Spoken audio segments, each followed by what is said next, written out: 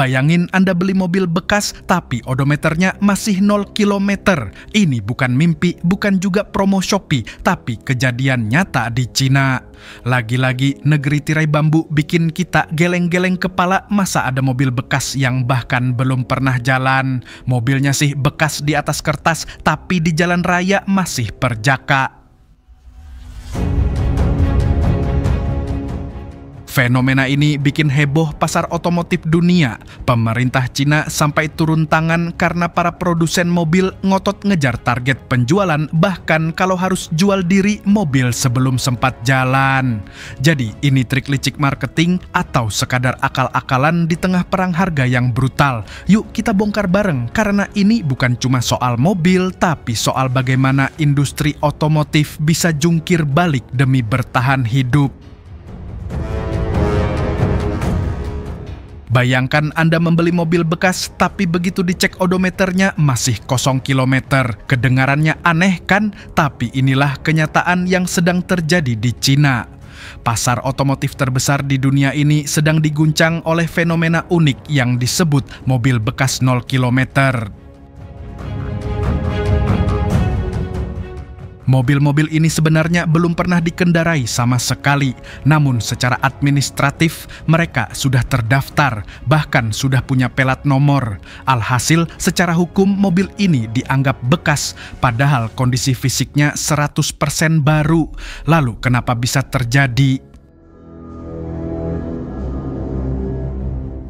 Fenomena ini muncul di tengah perang harga besar-besaran di industri otomotif Cina, terutama di segmen mobil listrik. Produsen seperti BYD, Dongfeng, dan banyak lainnya berlomba-lomba memberikan diskon besar demi menguasai pasar. Tapi itu saja tidak cukup, mereka butuh data penjualan yang tinggi untuk terlihat sukses di atas kertas. Disinilah trik mobil bekas 0 km dimainkan. Mobil-mobil baru ini dijual ke dealer, langsung didaftarkan, dan kemudian dimasukkan kembali ke pasar sebagai mobil bekas. Tujuannya agar perusahaan terlihat menjual lebih banyak unit dan bisa klaim angka penjualan tinggi ke investor atau pemerintah. Dampaknya sangat luas. Praktik ini menciptakan distorsi besar di pasar mobil bekas. Harga mobil jadi tidak transparan, konsumen bingung, dan pedagang mobil bekas yang jujur pun dirugikan karena harus bersaing dengan mobil bekas baru yang dijual lebih murah. Tak hanya itu, fenomena ini juga memicu kecurigaan dari regulator. Pemerintah Cina melalui Kementerian Perdagangan langsung turun tangan. Mereka memanggil para produsen mobil, asosiasi industri, dan platform penjualan mobil bekas untuk mengklarifikasi dan menertibkan praktik semacam ini.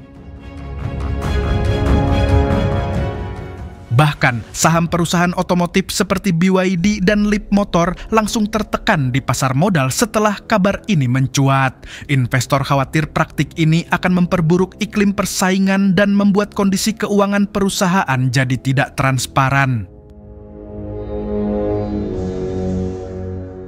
Bagi konsumen, ini adalah alarm peringatan. Membeli mobil di Cina kini butuh ketelitian ekstra. Riwayat registrasi dan penggunaan mobil harus dicek dengan detail. Jangan sampai tergiur harga murah, tapi ternyata mobil tersebut sudah terdaftar dan punya umur legal yang lebih tua dari usia sebenarnya.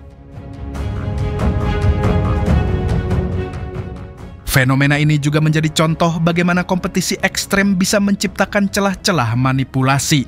Demi angka penjualan, perusahaan bisa mengakali sistem dengan cara yang sah di atas kertas, tapi merugikan konsumen dan industri secara jangka panjang. Apakah tren ini akan merambat ke negara lain? Masih terlalu dini untuk memastikan. Tapi satu hal jelas, industri otomotif global harus belajar dari Cina. Di era mobil listrik dan persaingan brutal, transparansi dan etika bisnis harus tetap dijaga, atau kita semua yang akan kena dampaknya.